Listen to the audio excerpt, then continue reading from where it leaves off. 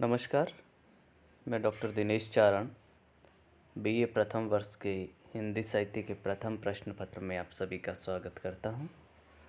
हम प्रथम प्रश्न पत्र में आधुनिक काव्य सोपान पुस्तक पढ़ रहे हैं और आधुनिक काव्य सोपान में कवि सुमित्रानंदन पंत की कविता हम पढ़ रहे हैं।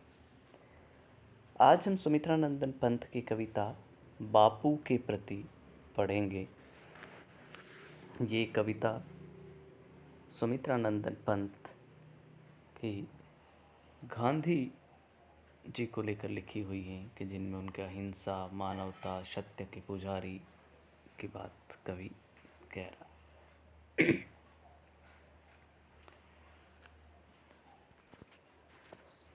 सुमित्रानंदन पंत की बापू के प्रति कविता आधुनिक युग के महापुरुष, भारतीय स्वाधीनता आंदोलन के अग्रता, मानवता, अहिंसा, सत्य के पुजारी महात्मा गांधी को लेकर लिखी गई।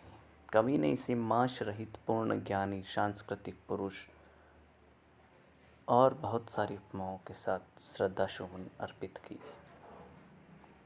मैं पहले कविता पढ़ रहा हूँ, उसके बाद उसकी व्याख्या करता हुआ चलूँगा। जहाँ लगेगा कुछ शब्दों के अर्थ बताने ज़रूरी से हैं, वहाँ बताता रहूँगा।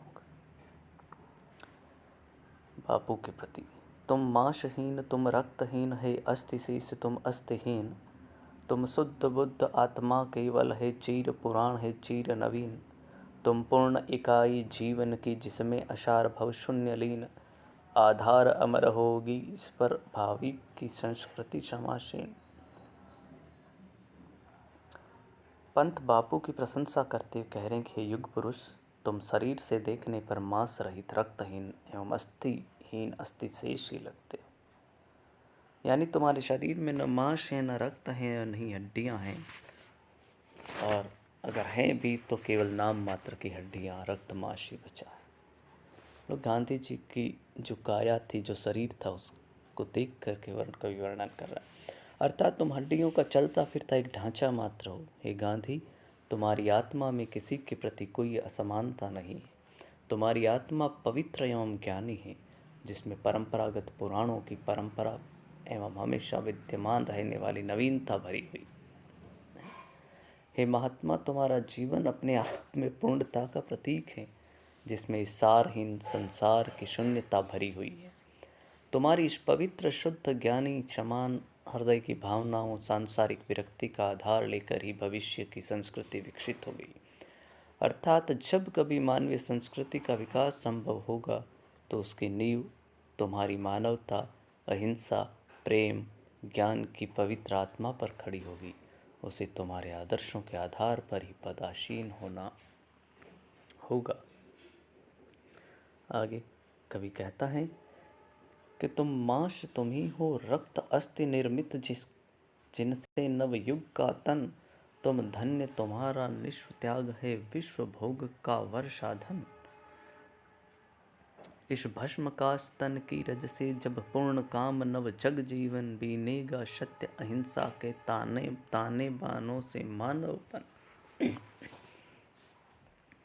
महात्मा गांधी के भारतीय सांस्कृतिक योगदान को उकेरता कवि कह रहा है कि प्रबुद्ध जीव, तुम मांस, रक्त और हड्डियों से निर्मित नवयुग के नव शरीर हो।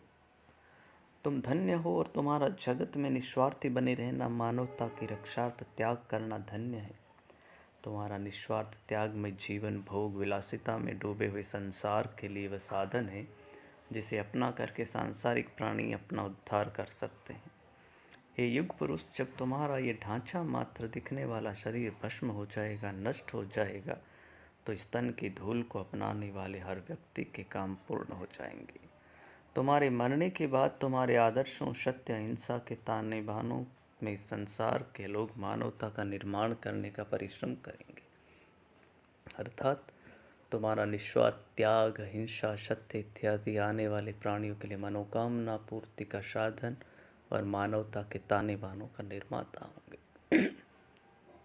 आगे कवि कहता है कि सदियों का दैन्य तमिश्र तुम धुन तुमने कात प्रकाश सूत है, नग्न नग्न पशुता ढक दी।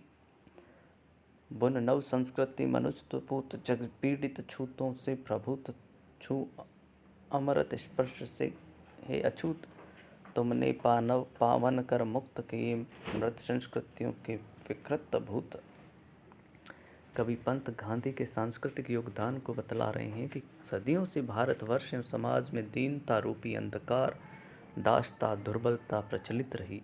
इन सभी बुराइयों को अपनी दृढ़ इच्छा शक्ति के बल पर तुमने नष्ट किया और खादी को काट कर है नग्न रहने वाले गांधी, तुमने सनातन काल से चली आ रही मनुष्य की पशुता, नग्नता ढक दी। गांधी ने जो अहिंसा का, सत्य का मार्ग अपनाया, उसकी बात कवि यहाँ कह रहा है कि वो ही सब कुछ है जो मनुष्य को मनुष्य बनाते हैं। हे मनुष्यता के जनक, मानवता के प्रतीक गांधी, तुमने दीनता, दासता, दुर्बलता को समाप्त करके सूत को कात बुन कर एक नवीन संस्कृति का निर्माण किया।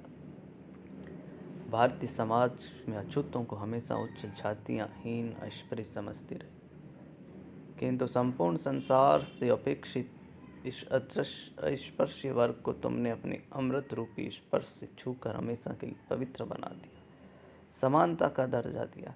इस प्रकार भारतीय समाज एवं संस्कृति की मृत प्राय मानवीय पावन परंपरा को पुनर्स्थापित किया और मर रही भारतीय संस्कृति की विकृत परंपरा को नए पुनरुत्थान से महिमा मंडित किया। इसमें आगे कवि कहता है कि गांधी अब सामाजिक सांस्कृतिकता के प्रतीक हैं, जिन्होंने देश में अछूतोद्धार किया, सभी लोगों को समान समझा, मनुष्य की जो नग्नता थी, शोषण के प्रति सोच में मनुष्य एक दूसरे का शोषण कर रहे थे, क्रूरता थी, उसको आपने समाप्त किया है।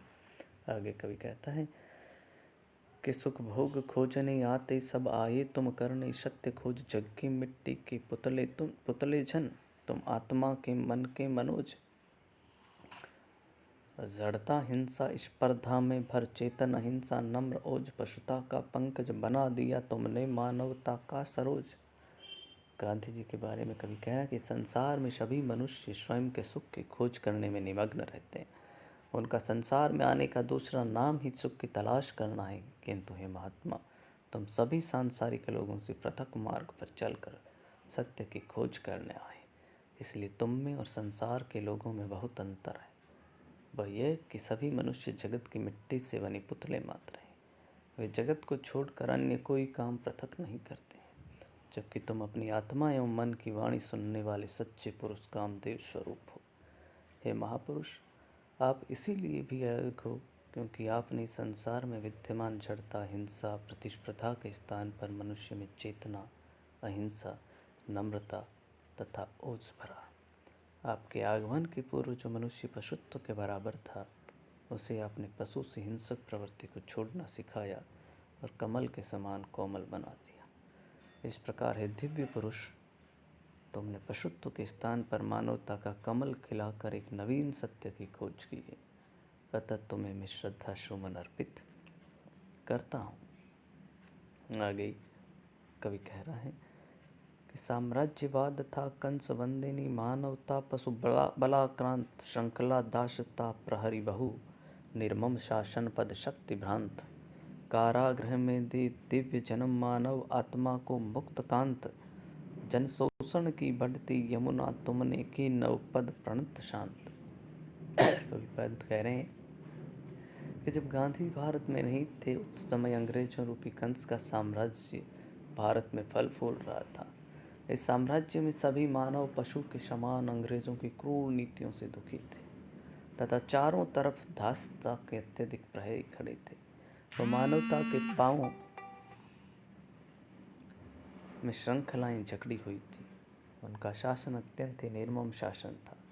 पद की शक्ति में अंग्रेज शक्ति पथ भ्रष्ट हो गई थी। ऐसी अंधकार भरी काली रात्रि में कंस के विनाश हेतु कृष्ण की भांति अंग्रेजों के विनाश के लिए महात्मा गांधी का प्रादुर्भाव हुआ।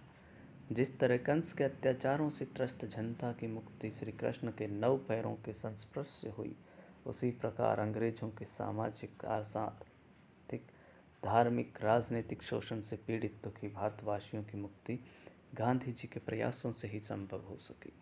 अर्थात यमुना के समान बढ़ती जन शोषण की परंपरा का विनाश श्री कृष्ण ने अपने 9 पैरों के प्रणत तरीके से शांति से किया। अतः मैं तुम्हें प्रणाम करता हूँ, तुम्हारे प्रति श्रद्धावनत हूँ। यहाँ पर इस पूरी कविता में हम देखते हैं कि गांधी की मानवता, गांधी की सत्यता, अहिंसा की बात कवि करता है और गांधी जी की नीतियों के कारण गांधी जी को महान बताया गया है। कवि ने एक तरह से गांधी जी के प्रति अपनी श्रद्धा प्रकट की है। इस कविता में कुछ समझ में नहीं आया तो पुनः आप मुझसे पूछ सकते हैं। धन्यवाद।